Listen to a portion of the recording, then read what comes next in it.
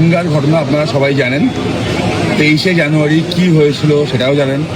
মিমি চক্রবর্তী 2,65,000 টাকা নিয়ে পারফর্ম করার কথা তা 1.5 ঘন্টা, তিনি 1.5 ঘন্টা পারফর্ম করেন। তিনি এসেছিলেন হচ্ছে 11:46-এ, পারমিশন ছিল 12টা পর্যন্ত। স্বাভাবিকভাবে তাকে বলা হয় ভদ্রভাবে 12টা বেজে গেছে, প্রোগ্রাম শেষ। তিনি তার ইগোতে নেন ব্যাপারটা, ইগোতে নিয়ে গিয়ে ফেরার সময় একটা ইমেলে কমপ্লেন করেন, একটা মিথ্যা কমপ্লেন করেন যে তার সাথে নাকি অসভ্য আচরণ করা হয়েছে, তার নাকি শ্লীলতাহানি করা হয়েছে। এই জন্য তনয় শাস্ত্রীকে অ্যারেস্ট করা হয়। তারপর মিমি চক্রবর্তীকে একটা নোটিশ করা হয় ওনার সম্মানহানির জন্য 20 লক্ষ টাকা ড্যামেজ চেয়ে, সাথে যে 2,65,000 টাকা তিনি নিয়েছেন সেটা ফেরত দিতে বলা হয়। মিমি চক্রবর্তী সেই নোটিশে কোনো রিপ্লাই করেননি। প্রথমত তিনি সময় মতো আসেননি, দ্বিতীয়ত তিনি 2,65,000 টাকা নিয়ে পারফর্ম না করে চলে গেছেন বেসিক্যালি, কারণ তার আশা কথা 10:30টায়, তিনি এসেছিলেন 11:46-এ।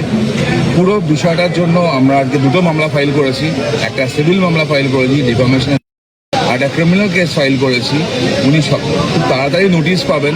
আবার বলছি, মিমি চক্রবর্তী শিল্পী হতে পারেন একজন, তিনি বড় মাপের শিল্পী হতে পারেন, কিন্তু সব মানুষের একটা সম্মান থাকে, সব মানুষের কথার দাম থাকে।